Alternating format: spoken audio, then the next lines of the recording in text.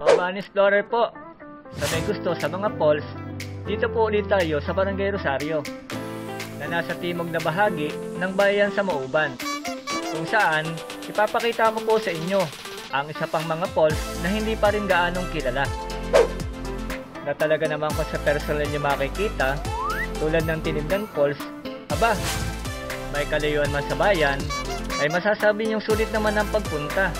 Kaya tara, panoorin nyo lang po itong video upang ito sa inyo ay akin ding maipakilala.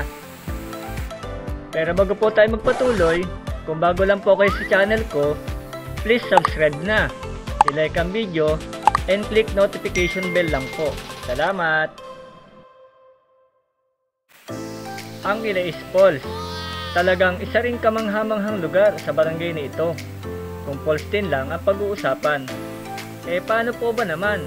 Bukod sa halos magkakabuntot lang ang mga bagsakan ng tubig, magkakapanunod din pati ang mga tampisawan sa kahabaan ng sapang ito. At tulad din ng ibang mga falls na dati nang kilala dito sa Mauban, ay hindi rin po ito papahuli. Para po sa inyong kaalaman, ang Ilais Falls ay narito lang po sa bahaging ito ng barangay, sa isang ilayang kasangang sapa ng Pinagabakan River, na konektado naman sa mayor na ilog ng barangay na ito, na nagmula naman sa bahaging hilagang silangan ng bayan ng Tayabas. At sa ngayon po ay wala pang ibang mas magandang opsyon para marating dito, kundi maglakad. Magmula sa kalsadang ito, dito sa dulo ng Sitio Romualdez sa barangay Liwayway, kung saan abot naman po dito ang anumang service o sasakyan. At mula po dito ay nasa mahigit 1 o kulang 2 oras naman pong paglalakbay ang kailangan para marating ang nabanggit nating mga falls. At sa mapa pong ito nyo makikita ang trekking trajectory kung paano makarating dito.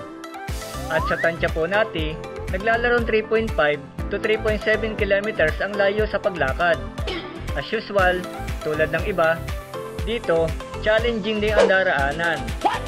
Maanong dadaan sa mga ganitong lugar, may bago at lumang pathway, at maanong tumawid ng ilog at sapa. Kaya po ang tagal ng paglalakbay ay nakadepende na rin sa kung gaano kayo katatas sa ganitong lugar.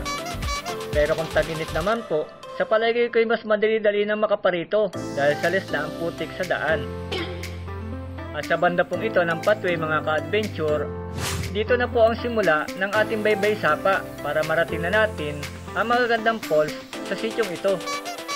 Konting lakad na lang, in 350 meters or less mula sa parting ito, ay makukumpleto nyo ang waterfalls adventure nyo dito. Kaya tara nang umilaya, tuloy lang sa panonood para makita nyo rin kung anong meron dito. Masaksihan ang ganda ng paligid sa pamamagitan ng bidyong ito. Dito po sa Series of Falls ng Sitio Ilais, Barangay Rosario, Mauban, Quezon.